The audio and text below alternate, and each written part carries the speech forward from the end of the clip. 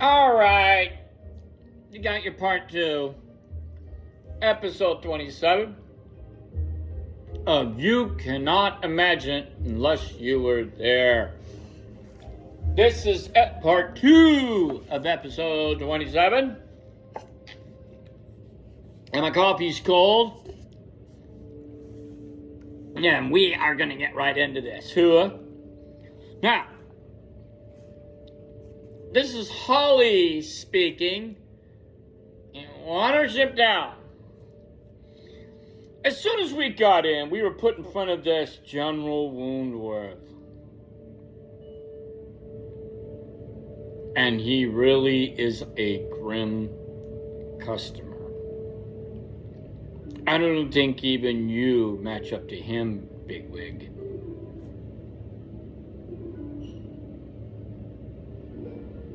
Almost kind of like Prince Hector fighting against Achilles in Troy. Reference. He's almost big as a hare, but there's something about his mere presence that frightens you, as if blood and fighting and killing were all part of the day's work for him. We actually had a guy like that in Iraq. I thought he began asking some questions about who we were and what we wanted, but he didn't do anything like that. He said, I'm gonna explain the rules of the war and the conditions on which you live here. You must listen carefully, because the rules are to be kept and any breaking of them will be punished.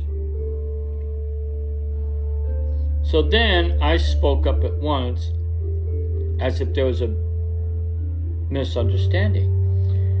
We're an embassy, I said. I came from another war to ask for effort for us, goodwill, and help.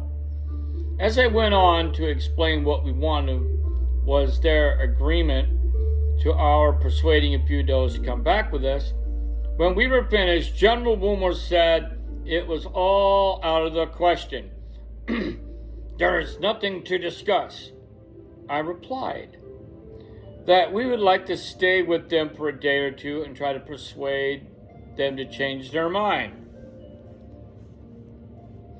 Oh, yes, he said, you'll stay, and there'll be no further occasion for you to take up the council's time. For the next few days at any rate. I said it seemed very hard. Our request was surely a reasonable one. I was going to ask them to consider one of two things from our point of view. When another one of the counselors, a very old rabbit, said, you seem to think you're here to argue with us and drive a bargain. But we're the ones to say what you're going to do. I said we surely remember that we're representatives of another warrant. Even if it was smaller than theirs, we thought of ourselves as their guests. And it was only when I said we realized with a horrible shock that they thought of us as their prisoners, or as good as prisoners, whatever they might call it. Well, I'd rather say no more about the end of that meeting. Strawberry tried all he could to help me. He spoke very well about the decency and comradeship natural to animals.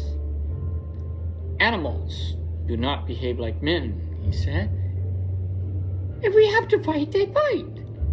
If they have to kill, they kill.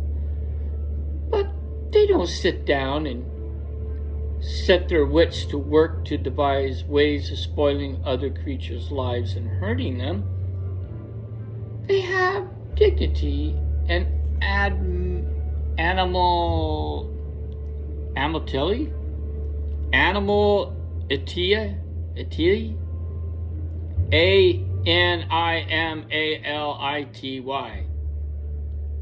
Criminality? Analenemy? Some bullshit like that. God damn, dude. What the hell is Strawberry talking about? I can't pronounce a damn thing. Anyway, I'm also playing this God Forbidden game, so let's just put it on pause. Okay. Now, but it was no use. At last we felt silent, and General Wilmer says, "The council cannot spare any more time for you now, and I shall have you leave it to your mark captain to tell you the rules. You'll join the right flank mark under Captain Bugloss. Later, we shall see you again, and you'll find us perfectly friendly and help the rabbits to understand what there's expected of them." So the Owsla took us out to join the right flank mark. Apparently, Captain Bugloss was too busy to see us, and I took care to stay out of his way, because I thought he might start marking us then and there. But as soon as I began to understand what Heisenflay has meant when she said the system wasn't working properly anymore, the burrows were overcrowded. At least by our standards. It was easy to escape attention. Even one of the marks, the rabbits, didn't know each other. We found places in a burrow and tried to get some sleep. But early in the night, we were woken, told to souffle. I thought there might be a chance to run for it in the moonlight, but it seems to be the sentries were everywhere. And besides, the sentries, the captain kept 2 runners with them, whose job is to rush off at once in any direction from the alarm has been given. Oh, sorry about the nose. Sorry about the tattoos. Whoa. So, when we fed, we went underground again. Nearly all the rabbits were very subdued and docile. We avoided them because we meant to escape if we could, and we didn't want to get known. But try as I would, I couldn't think of a plan. We fed again. And sometime before 9 Fripp the next day,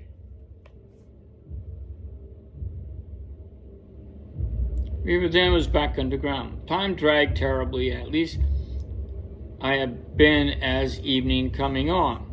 I joined a little group of rabbits listening to the story. You know, it was the king's lettuce. The rabbit who was telling it was nowhere as good as Dandelion. But I listened all the same, just for something to do.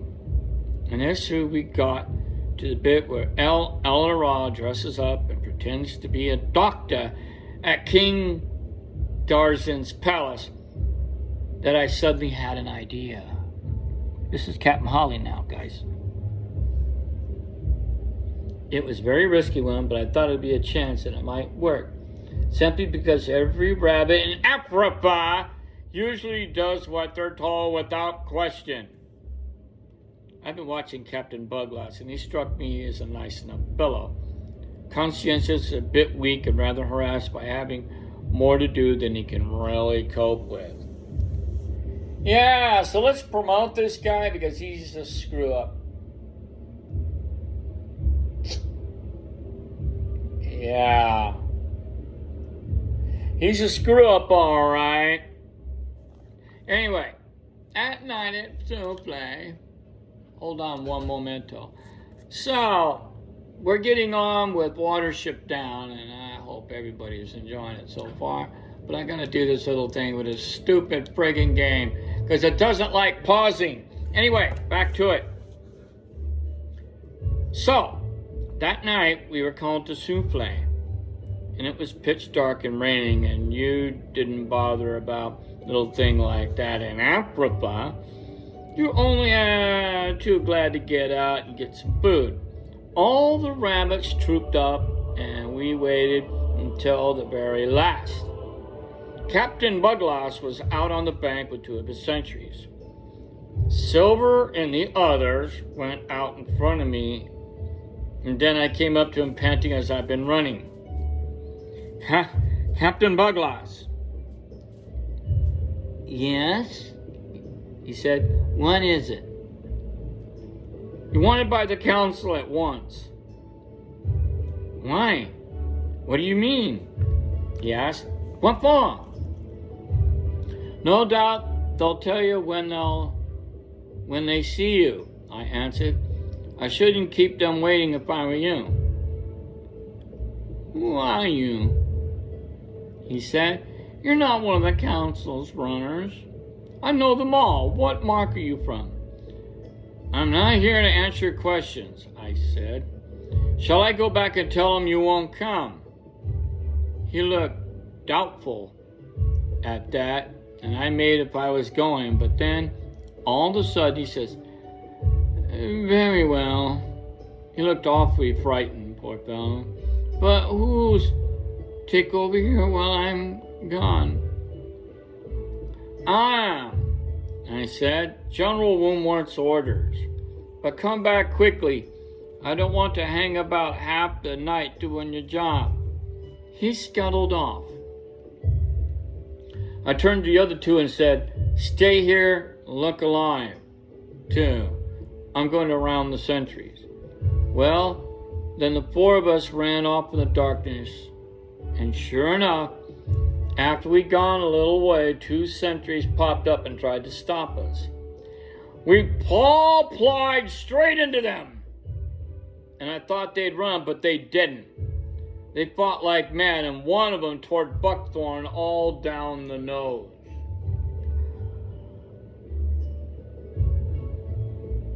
But, of course, there were four of us, and in the end, we broke past them and simply tore across the field. We took off like a bat out of hell, brothers. We are out of this mofo, as in now. We are gone. Yikes, yo, bye. Yo-yo. I think it's the reason the pursuit was a bit slow off the mark because the poor old Bugloss wasn't there to give warners. Anyway, we had a fair start, but presently we could hear that we were being followed. And that was the worst. We were being overtaken. The African Ausla is no joke, believe me. They're all picked for size, strength, and there's nothing they don't know about moving in wet and darkness. They're all too much afraid of the council, and they're not afraid of anything else. It wasn't long before I knew we were in trouble. The patrol that came after us could actually follow us in the dark and rain faster than when we could run away. Before long, they were close behind. I was just going to tell the others that there was nothing for it but to turn and fight when we came to a great steep bank. It seems to slope straight up into the air and steeper on the hillside below us. The slope seemed to be regular as the men had made it. Well, there was no time to think about it, so up we went. It covered the rough grass and bushes. I don't know how far it was to the top actually, but they'd be guess it would be high in the well-grown rolling trees, perhaps a little higher. And then we were at the top. We found ourselves with small light stones that shifted as we ran on them. That gave us away completely. They were upon broad, flat pieces of wood and two great fixed bars of metal that made a noise.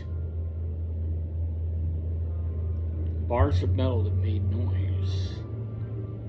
Chugga, chugga, chugga, chugga.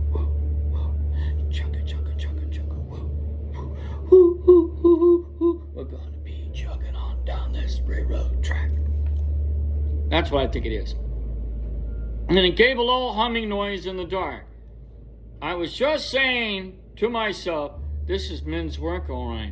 When I fell over the other side, I haven't realized that the top of the bank was very short distance across the other side as it was steep. I went head over heels down the bank in the dark and fetched up against the elderbush. And that's where I lay. Holly stopped for a few minutes and then fell silent, although pondering what we remembered. And at last he said, I'm going to be very hard to describe to you what happened next. Although the four of us was there, we don't understand it ourselves. But what I'm going to say is the cold truth. Lord Frith sent one of his great messengers to save us from the Ephraim Ausla. And each one of us has fallen over the side of the bank in one place or another. Buckthorn, who was nearly blinded by his own blood, went almost to the bottom. I picked myself up and was looking back at the top. There, I just seen the light of the sky to see the Ephraimites as they came over. Then an enormous thing. I can't give you any idea of it. As if it was bigger as 1,000 Hrudadil. Even bigger came rushing out of the night, and it was full of fire and smoke and light, and it roared and beat on the metal lines until the ground shook below it. It drove in between us and the Ephraimites like 1,000 thunderstorms with lightning. I tell you, I was beyond being afraid. I could not move. The flashing, the noise, they split the whole night apart. I don't know what happened to the Ephraimites. Either they ran away or it cut them down. And then suddenly, it was gone. We heard it disappearing.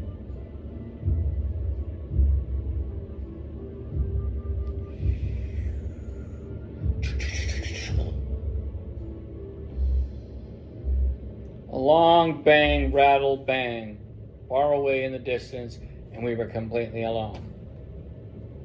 For a long time, I couldn't move. At last, I got up and found the others, and one by one, in the dark, none of us has said a word. At the bottom of the slope, there was kind of a tunnel went right through the bank and one side to the other. We crept into it and came on the side where we have gone up. Then we went a long way through the fields until I reckon we must be well clear of Ephrathah. You got to remind me for a moment. Far from Ephrathah. Alright, it seems like the homeboys got their asses saved by a train. So, that's pretty freaking hardcore if you ask me. So, what else is Holly gonna say? Give me a moment. Yeah. Yeah. Anyway. So if you all remember Watership Down, the movie, not this crappy TV series, they don't show such things. And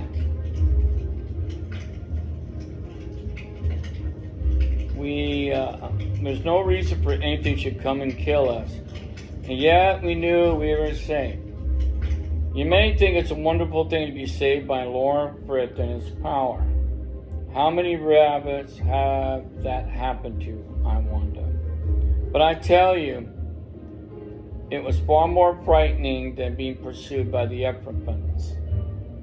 Not one of us will forget lying on that bank in the rain while the fire creature went above our heads.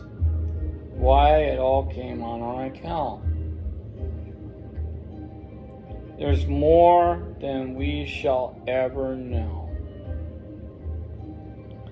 The next morning, I cast about a bit, and soon I knew which direction. We know how you always do. The rain has stopped and we were out. Before it was a very hard journey back. We were exhausted long before the end, all except Silver. I don't know what we have had done without him. We went on for a day and a night without any real rest at all. We have all felt that the only thing we wanted to do is to get back here as we could. When I reached the wood this morning, I just limped along in a bad dream. I'm not really much better than poor old Strawberry, I'm afraid. He never complained. But we all need a long rest, and I think I shall too. And Buckthorn, that's the second bad wound he's had. But that's not the worst of it now, is it? We lost Hazel. The worst thing could have happened. Some of you asked me earlier this evening if I would be Chief Rabbit. I'm glad to know you trust me. But I'm completely done in, and I can't possibly take it on yet. I feel as dry and empty as an autumn puffball, and I feel as though the wind could just blow my fur away. Ladies and gentlemen, boys and girls, that is part 2 of episode 27 of You Can't Imagine It, of Watership Down, done badly by yours truly. And I always remember the movie and the books and the TV series. There's a bit of some ass kicking going on here by a bunch of no good bunny rabbits. Friggin' Bugs Bunny wouldn't stand a chance in Africa. Would not stand a chance. He goes up and wears his cross-dressing and tries to kiss Wormwood. That guy would be torn to shreds. He would rip his ears. So, and Babs Bunny and Bugsy Bunny and all the rest of them, dead meat in Africa. Dead meat. Gone. History, baby. You can call it a day, get your carrots, and move on. Ladies and gentlemen, that is Watership Down, done badly by me. And I'm giving you all out a big hooah as we get ready for the next episode. Ah!